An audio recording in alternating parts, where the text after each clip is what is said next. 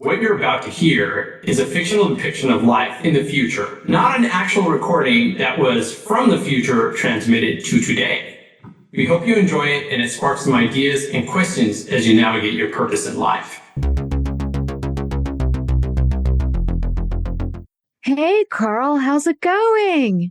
Erum, what day is today? Today is May 29th, 2054. Wow. I never checked time anymore. So I was like, wait, what? Time? And is this like our 10,000th episode or something like that? How did that happen? Oh my gosh. I mean, our AIs took over. They work with our production AI and our guest AI, and they've been just churning out episodes. Remember when we would do the episodes weekly? Yeah, I mean, that was definitely in the 2020s for sure. Yeah. And now they're like every hour because there's a lot going on. So people need to learn and we're learning. They're capturing information from our neural nets, our AIs, and they're churning out content. So what about you? What's been going on? I mean, this is crazy. Why are we doing this? To be honest, I only listen to the AI summary once a day. I feel like I just woke up. It's crazy. I think it made sense for us to create an original episode and go back to our roots and then beam this episode back to 2024.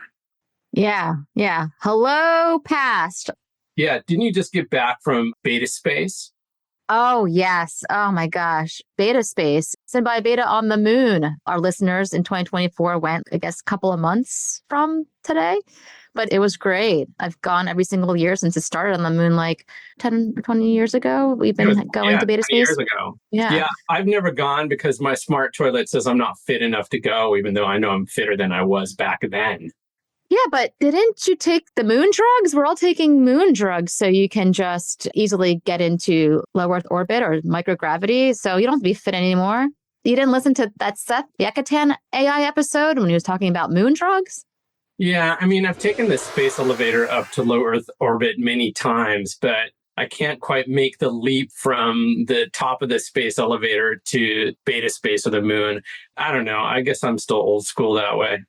All you do is just hop off the space elevator and you just glide along. I mean, technology does accelerate at a very fast pace. So all of the people that had some effects of being in microgravity is negligent. I mean, I know it's time and time is our precious resource, but you can do everything you're doing on Earth in the space shuttle from this elevator to the moon. It wouldn't be any different, but I'm sure you have your reasons.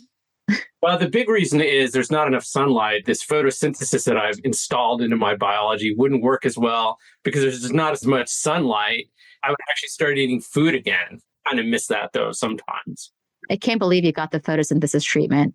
Yeah. I got a little bit on my hands, but you got full body photosynthesis. I mean, I still enjoy eating. I know it sounds gross now to you to actually eat food, but I still like the idea of tantalizing my taste buds and the whole sensory olfaction. I still like to play that game.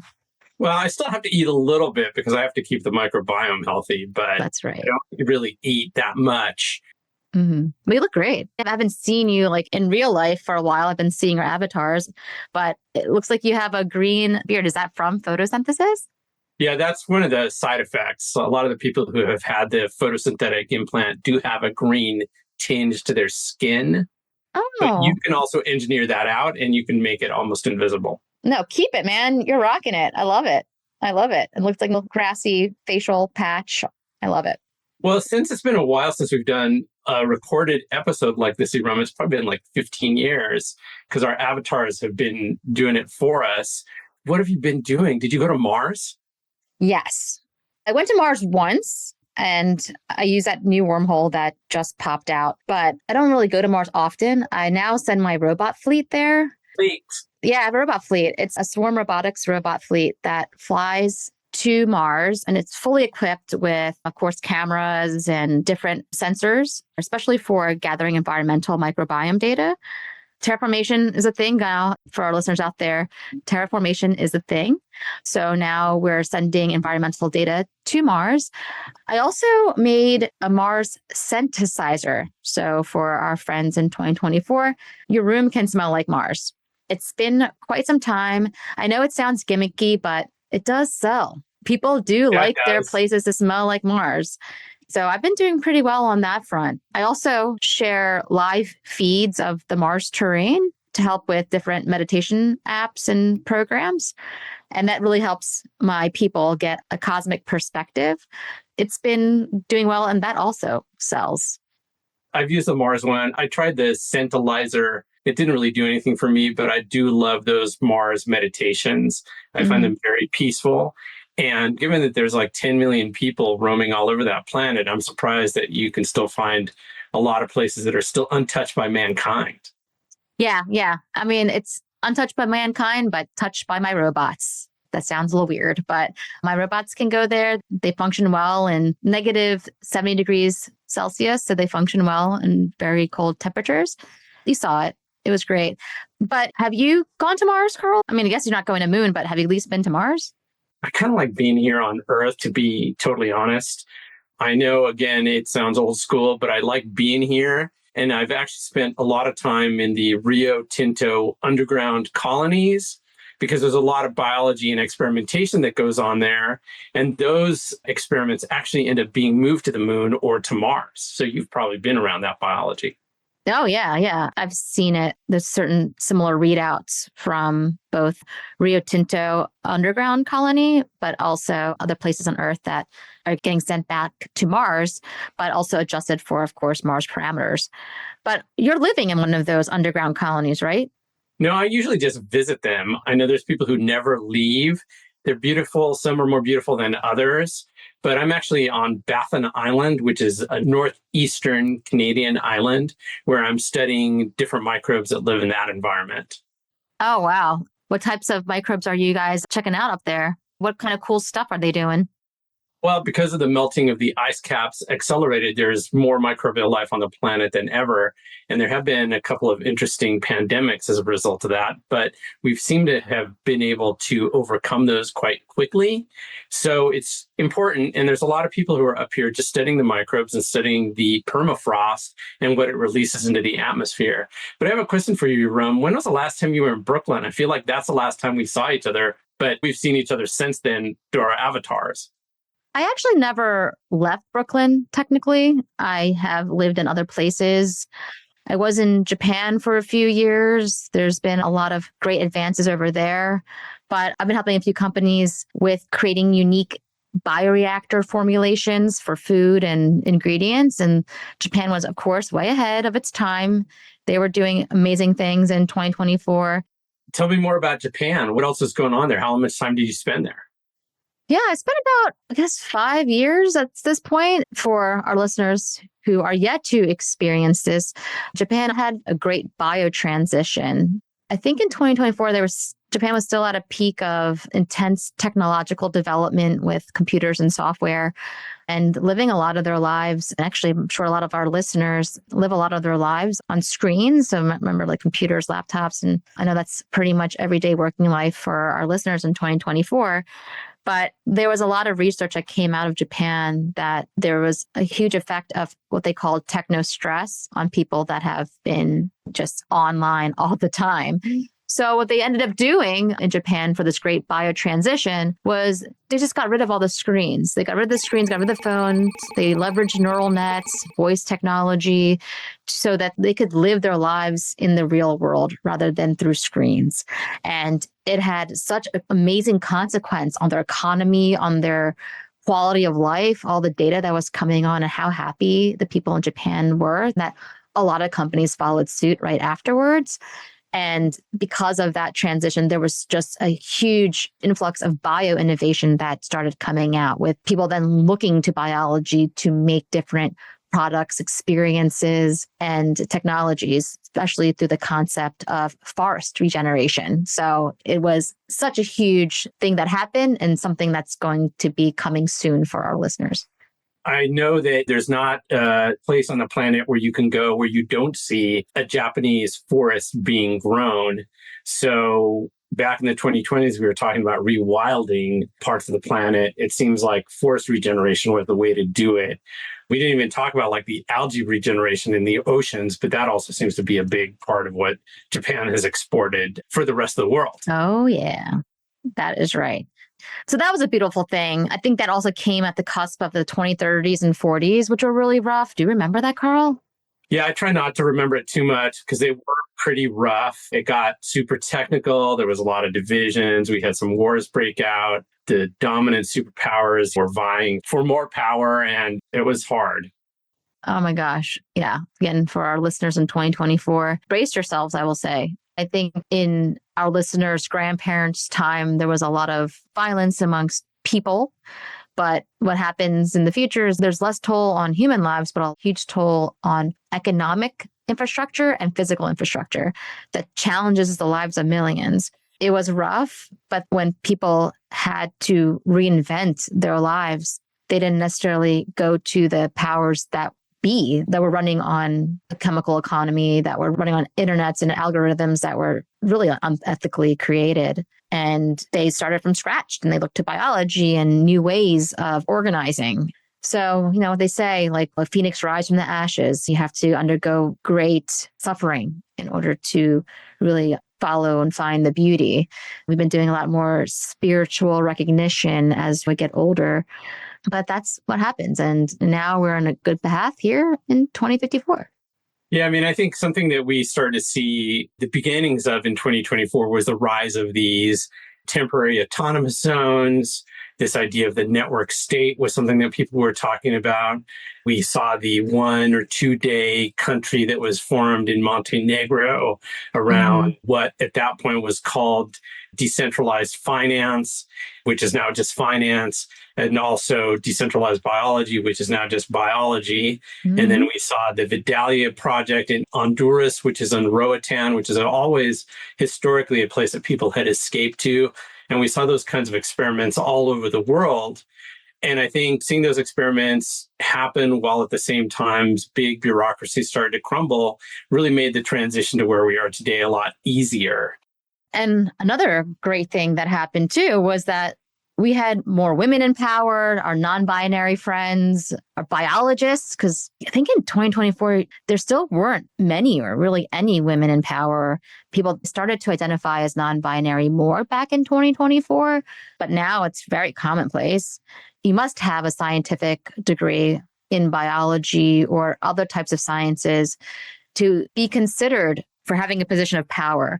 You have to have a command of science. So now that we put into place more rigorous testing of our leadership, ensuring that they have a strong understanding of the way the world works before they hold a position of power has really changed the game. So for you folks back in 2024, if you can accelerate that and ensure your leaders understand how science and biology and chemistry work and how human emotion works, and they take a good look at themselves, the dream that we're living now maybe would happen sooner. So we'll see, but do that now. I mean, now it's common, right, Carl? You took those exams. Yeah, I barely passed them, to be No. honest. They were hard.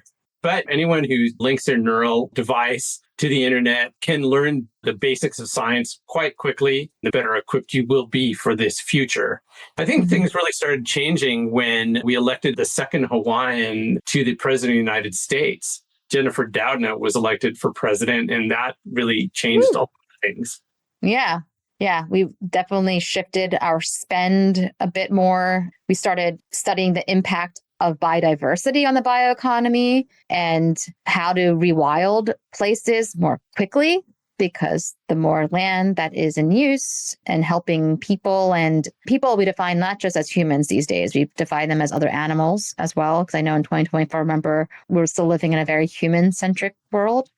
But all of the animals, we started giving them rights and honoring them and giving them personhood. So they have that in 2054, which also helps with rewilding. So we have a nice honor system amongst animals and plants, and we have a huge respect for our planet versus, I know, the whimsy of just a few people that were very extractive back in the day. I mean, gosh, I can't believe that happened. It just seems like such a nightmare.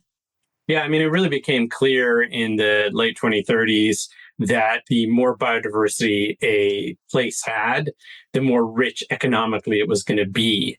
So Hmm. parts of Africa, parts of South America have done very, very well because of the diversity in their biology.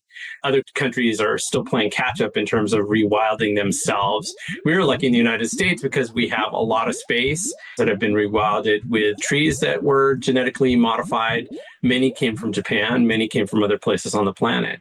Well, also because of climate change. I mean, that really is something that we continue to deal with, but we have more command over the climate now that we learned more efficiently on how to harness solar power. So that we were able to control the climate. And that also helped with rewilding, as well as there was already tons of barren land back in 2024.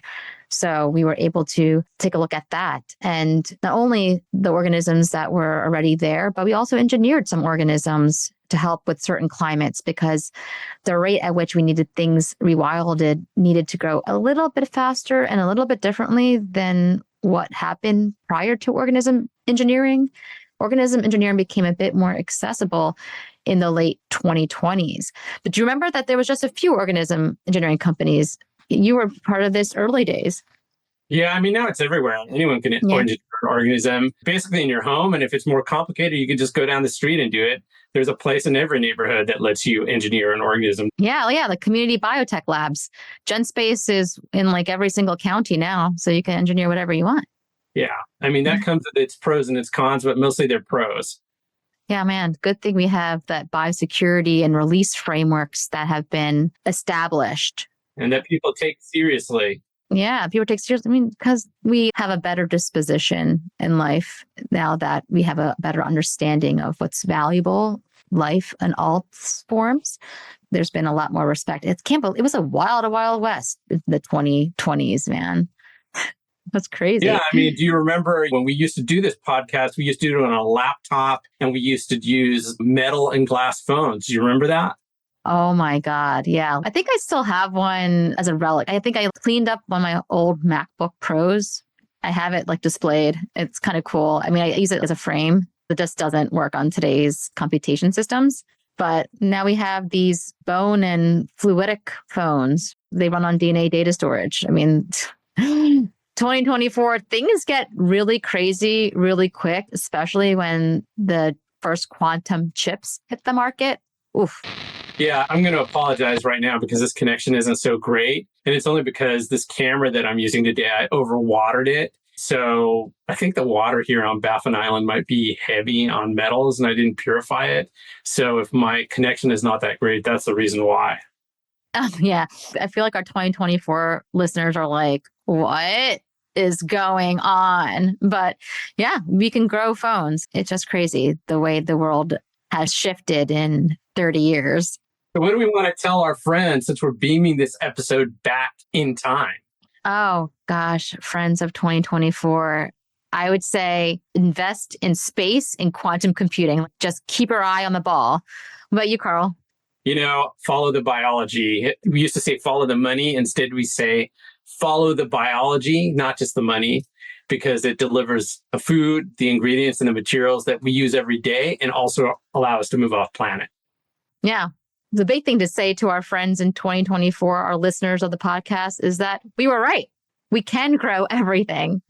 So keep listening to our pod because things are about to get crazy and you'll want to know what's going on. That's beautiful. I think that's the pod. See you guys in the future, which is the present moment now. The now is all that exists. Okay. All right. See ya. Bye.